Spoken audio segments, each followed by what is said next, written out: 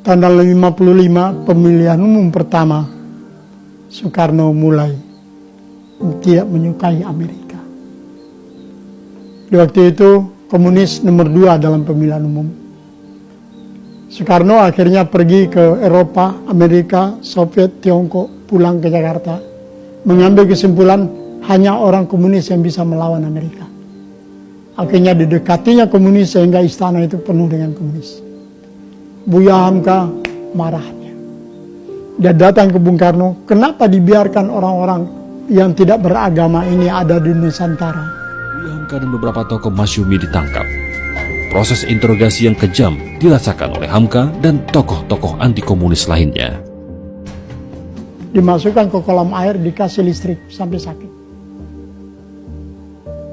Kalau kita mungkin wafat kita itu, karena listrik melalui air kan keras.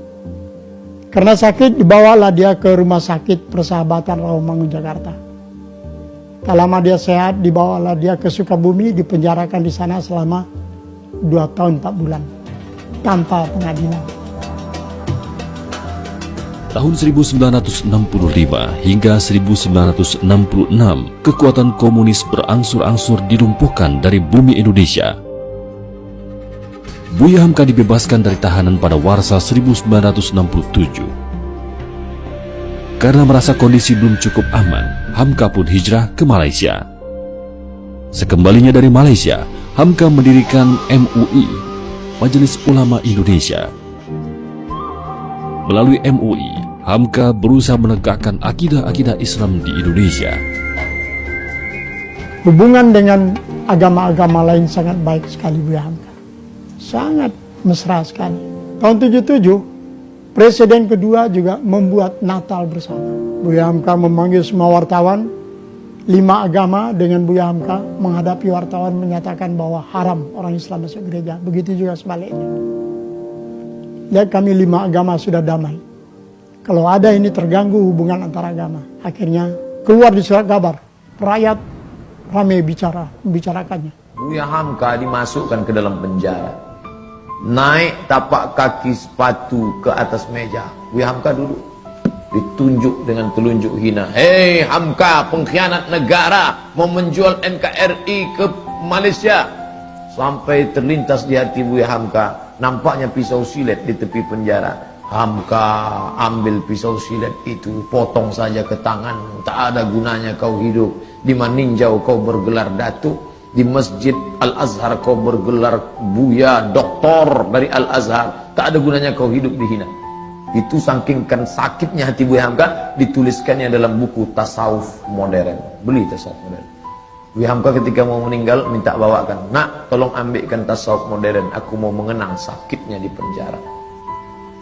Waktu sakitku makin parah, kata Buya Hamka, dipindahkan aku ke rumah sakit hadiah dari pemerintah Rusia di Jakarta, namanya Rumah Sakit Persahabatan. Disitulah Buya Hamka sampai akhirnya PKI tumbang dan Buya Hamka keluar. Buya Hamka tetap berdakwah, jadi imam ceramah.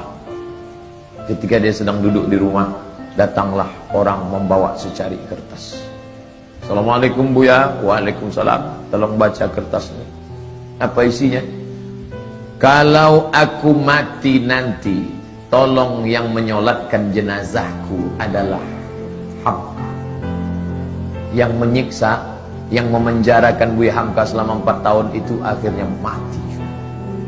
Saya waktu itu penasaran, mau tak Buya Hamka ini? Mau tak? Mau Buya Hamka.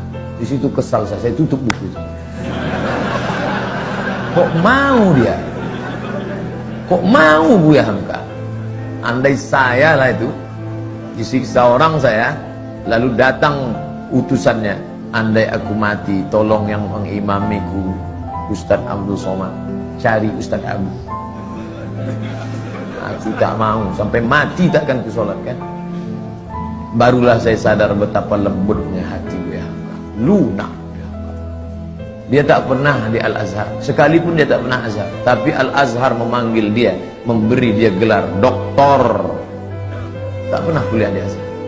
Ustadz Somad 4 tahun di Azhar, balik LC. Sadar diri, aku tak selevel. Hamka luar biasa. Difitnah, Bersebar info seluruh Indonesia bahwa Hamka plagiator. Novelnya itu katanya diambil dari Al-Manfaluti, sastrawan Mesir. Ditulis di harian Lekra PKI punya. Siapa yang memfitnah dia? Pramudia Anantatur. Pram. Buya tak melawan, diam. Akhirnya isu itu hilang, PKI jatuh, NKRI tetap tegak berdiri, dan tak lama sesudah itu datang perempuan bermata sipit dengan suaminya mu'alaf, mau masuk Islam. Assalamualaikum. Waalaikumsalam. Kamu siapa? Nama saya. Enggak. Dia mau masuk Islam.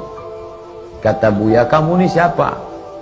Saya disuruh ayah saya kemari, Buya. Untuk apa? Supaya suami saya ini calon masuk Islam, belajar Islam sama Buya. Nama ayah kamu siapa? Pramudia Anantatur. Begitu cara Pram minta maaf. Dia tak datang ke rumah Hamka. Anak menantunya disuruhnya belajar Islam. Dan Hamka mengajar menantu Pram itu sampai paham Islam. Lembut hati Hamka. Padahal fitnah luar biasa. Andai saya lah jadi Hamka waktu itu. Datang orang mau belajar Islam, sampai mati tak akan kuajar. Kau cari aja ustaz lain.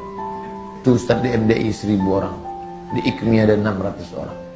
Panas hatiku.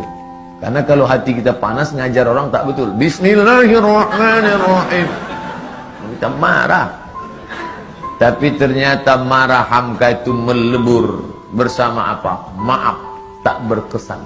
Kalau masih berkesan, berbekas, bukan maaf.